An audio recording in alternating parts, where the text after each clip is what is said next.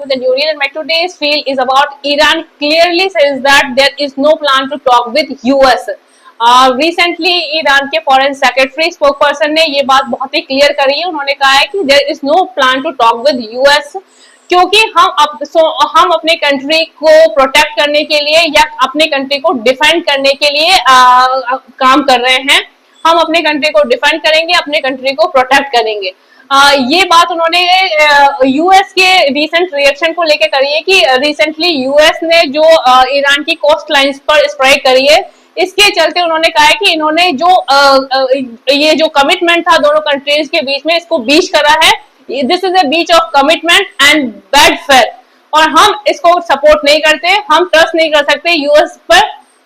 आप देख लीजिए कि सिचुएशंस कितनी कॉम्प्लिकेटेड होती जा रही है इन दोनों कंट्रीज के बीच में। किस तरह से पहले पीस एग्रीमेंट को लेकर दोनों कंट्री ने एफर्ट करा, लेकिन चीजें उस लेवल पर पहुंच ही नहीं रही हैं। दोनों कंट्री अपनी चीजों को लेकर स्टक हैं, और अमेरिका जिस लेवल पर इंटरफेयर कर रहा है ईरान को, दैट इज नॉट राइट। आप देख लीजिए उन्होंने स्ट्रेट ऑफ हॉर्मुज को लेकर भी जिस तरह से स्टेटमेंट दिए हैं, जिस तरह से वहां की कोस्ट लाइन पे वो अटैक कर रहे हैं, ये चीजें बहुत ही नेगेटिव हो सकती हैं। अमेरिका को अपने एक्शंस पर कंट्रोल करना चाहिए, अपने जो इंटेंशंस हैं उनको कंट्रोल करना चाहिए, क्योंकि अमेरिका जिस पैटर्न पे काम कर रहा है that is really not acceptable.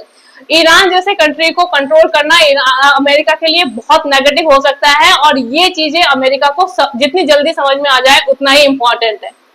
आप देख लीजिए कि यूएस ने सबसे गलत डिसीजन लिया था ईरान पर स्ट्राइक करके, और वो फंसे हुए इसी चीज को लेकर।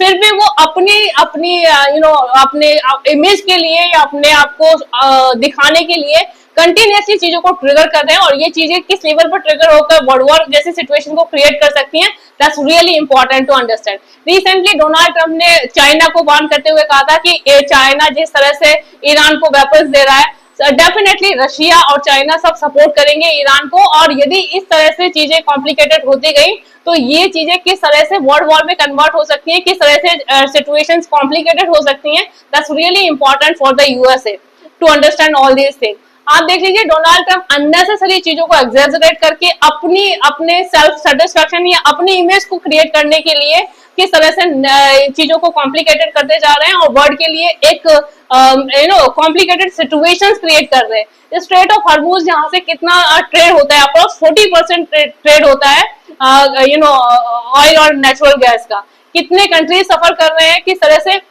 इंटरनेशनल मार्केट में ऑयल प्राइसेस बढ़ रही हैं, इसके चलते इन्फ्लेशन क्रिएट हो रही है, किस तरह से इकोनॉमी सफर कर रही है, that's really important to understand. यदि अमेरिका इन सब चीजों को नहीं समझ रहा है, अपने ईगो और एटीट्यूड को लेकर कंटिन्यूसली गलत डिसीजन ले रहा है, that is really right time for the America to stop the things immediately.